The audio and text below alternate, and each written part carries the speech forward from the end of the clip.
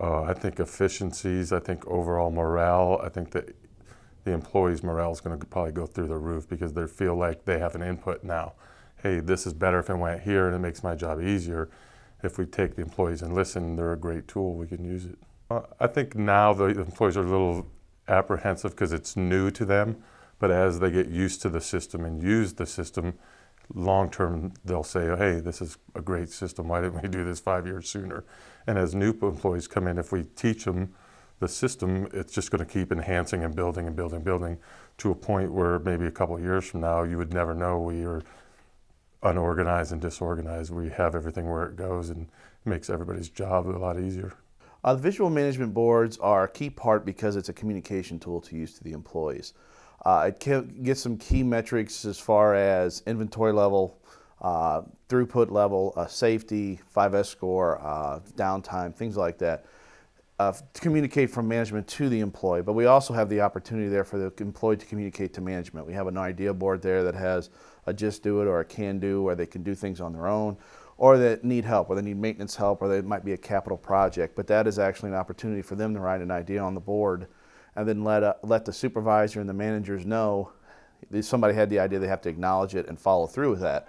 So we have that information, that part, and then we also where we communicate the periodic cleaning schedule, the daily audit schedule, and past audit schedules as well, past audit results, so that these guys can know what they performed poorly on and actually go back and correct those things and raise their score in the future. I'd say yes.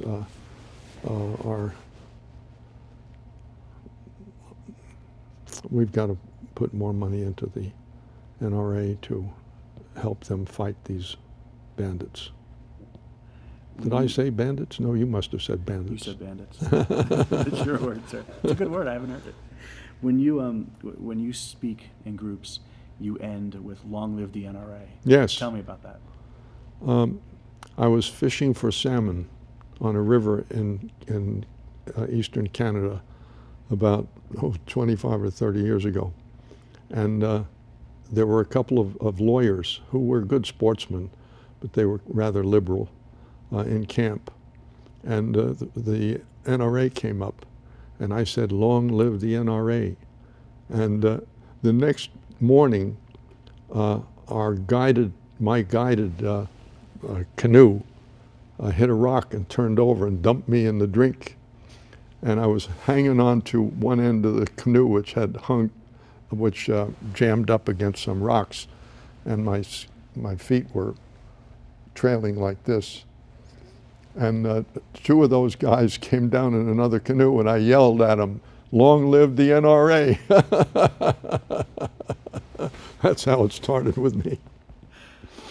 You are obviously you're an amazing, accomplished hunter. You've been all over the world. You've hunted big game. Tell us what we're sitting in front of here.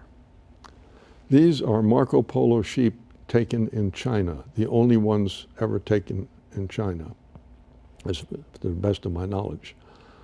And it took me 6 years of negotiation with the Chinese to allow me to hunt in the Pamirs.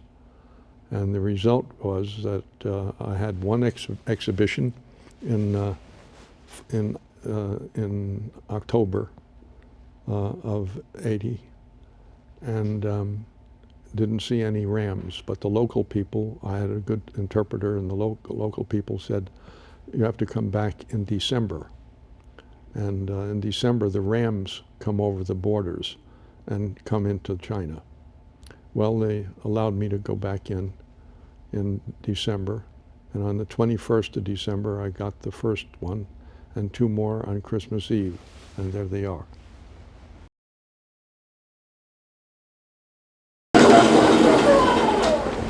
Two zero. Check digits you set them 0. 1 0. 1 1 1 1 0. Full pallet Bravo pick 2 cases.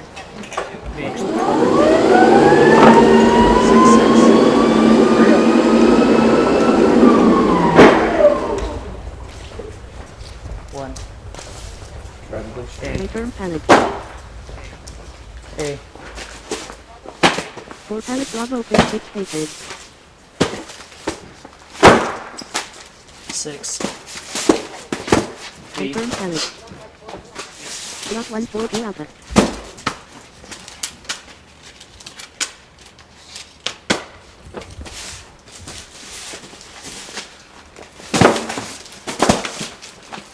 One 6.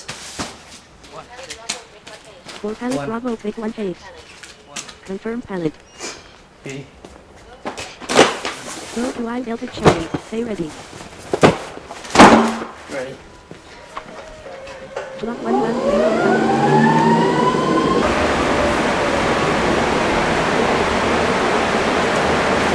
Go to I Delta Charlie.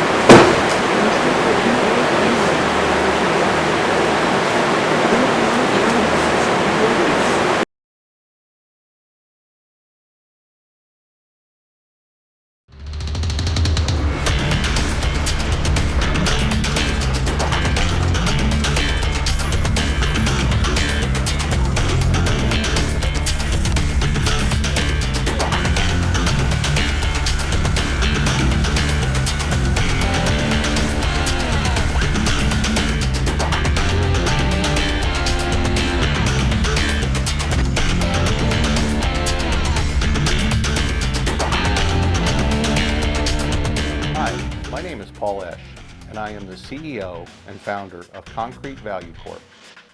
And I'd like to personally welcome you to CVC. The operator can move the pump boom while being controlled by remote control. Smooth operation of the pump boom is critical. The pump operator will alert employees to potential safety hazards when necessary. During a footing pour, one member of the pour crew guides the pump hose. The employee guiding the hose end should always have two hands firmly holding both sides of the hose. Never lift the hose or attempt to stretch the hose. The guide will work in close proximity to the operator to maintain safe handling procedure.